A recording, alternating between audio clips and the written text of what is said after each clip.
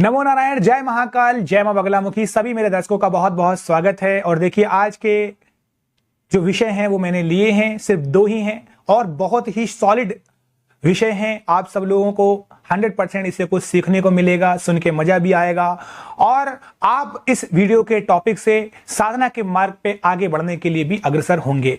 Topic मेरे ये कहते हैं कि शक्तियां अदृश्य क्यों होती हैं। ये कमेंट आया था, बहुत अच्छा मुझे कमेंट लगा, तो मैंने सेपरेट इस पे वीडियो बनाने का सोचा। तो शक्तियां अदृश्य क्यों होती हैं, इस पे गुरुजी कुछ विचार अपने रखिए। जी हाँ, बिल्कुल विचार रखूंगा। इसके साथ ही आप दूसरा भी टॉपिक सुन लीजिएगा। दूसरा टॉपिक है मेरे साथ कि जाप के स्टेज क्या होते हैं, यानी जाप के कितने स्टेज है, कैसे कैसे क्या क्या आपको मिलता चला जाता है जाप के द्वारा, यानी साधना में आप आते हैं। तो सबसे पहले मैं कोशिश ये करूंगा कि जाप के स्टेज को आप पहले बाद में समझें। पहला टॉपिक आप यही जानना चाहते हैं कि शक्तियां अदृश्य क्यों होती हैं। ऐसे समझिएगा कि जब महाभारत आपने देखी होगी, सुना होगा, तो जिस समय सारे महाभारत के कैरेक्टर खत्म हो चुके थे, पूरा महाभारत समाप्त हो चुका था, सब अपने अपने लोक को लौट रहे थे। युधिष्ठिर भी चले गए थे, उनके साथ उनका कुत्ता भी चला गया था। तो उसी समय ये हो गया था कि सारे देवी देवता लौट गए थे। उसके बाद से सारी शक्तियां अदृश्य हो गई थी।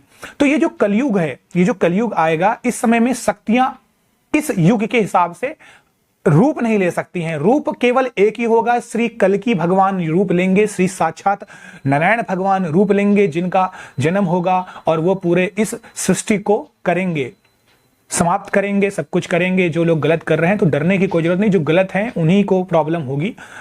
तो ये जो श्री कल्कि भगवान का अवतार होगा, उन्हीं का सिर्फ अवतार होगा, वही रूप में आएंगे।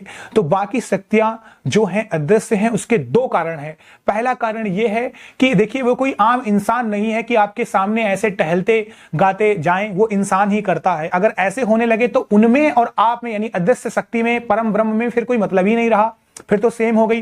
दूसरी बात होती है कि ऐसी शक्तियों को देखने के लिए भी आपके अंदर वो आंखें होनी चाहिए। जिस युग की आप बात कर रहे हैं, सतयुग, द्वापर युग, त्रेता युग, उन युग में आदमी भी ऐसे थे। वहां पर आपकी पूजा पाठ से भगवान प्रसन्न होकर आपको आशीर्वाद भी देते थे। देखिए, आप ऐसे एग्जाम्पल लगाइए कि अगर भगवान श्री कृष्ण नहीं चाहते तो अर्जुन अपनी आंखों से कभी श्री कृष्ण भगवान का विराट रूप नहीं देख सकते थे। अगर भगवान नहीं चाहते तो कभी भी अपनी आंखों से संजय कभी भी वर्णन नहीं बता सकते थे।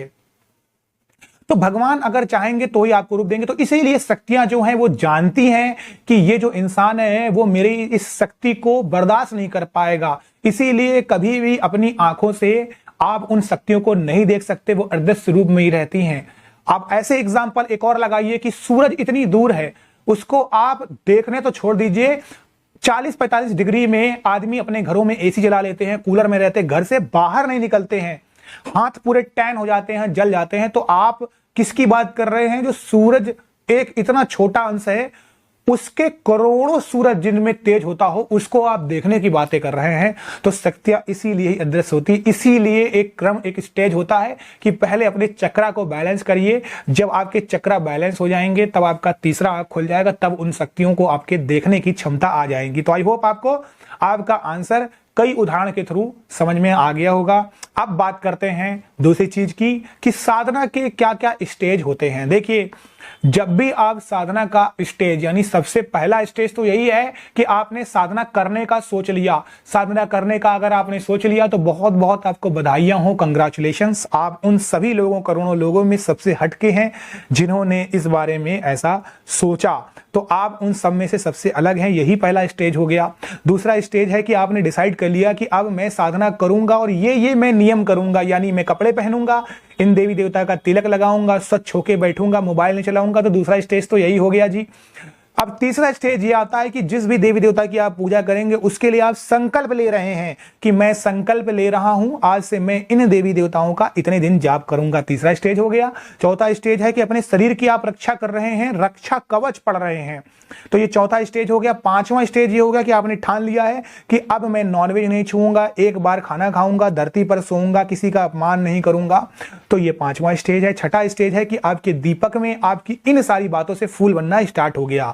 तो ये छठा स्टेज है। उसके बाद धीरे धीरे आपकी आकृति चेंज होने लग जाएंगी दीपक में, तो ये सातवां स्टेज है। उसके बाद आपका सर घूमने लगेगा, माथे के बीच में दर्द होगा, आपकी अलथी पलथी में दर्द होगा, आपकी पीठ में दर्द होगा, तो आठवां स्टेज है। नवें स्टेज में आपको दर्शन फिर होना स्टार्ट हो जाएंगे, बहुत सारे संकेत मिलना स्टार्ट हो जाएंगे, धुंधली धुंधली आपको चीजें मिलनी स्टार्ट हो जाएंगी। और 10वें संकेत में आपके कान में एक मंत्र चलने लगेगा, आपको मंत्र का आभास होने लगेगा, आपके पूजा के उसमें अच्छी अच्छी आकृतियां बनने लगेंगी, भगवानों की आकृतियां बनना स्टार्ट हो जाएंगी, जैसे शंख बनने लगेगा, तलवार बनने लगेगी, गदा बनने लगेगी, त्रिशूल बनने लगेगा, तो ये अच्छी चीज हो जाएगी। और अगला स्टेज जब आएगा, जब आपके कहे अनुसार बातें सच होने लगेंगी, आपके अंदर जो भी आप काम सोचोगे वो होने लग जाएगा, कोई भी काम में आप हाथ डालोगे वो होने लग जाएगा। और लास्ट स्टेज जब आता है, जब किसी भी पानी में फूंक मार के आप किसी को दे दोगे तो वो उठ खड़ा हो जाएगा, आप किसी के ऊपर हाथ रखोगे तो वो सही हो जाएगा, किसी को देखते ही उसके बारे में आप बता दोगे,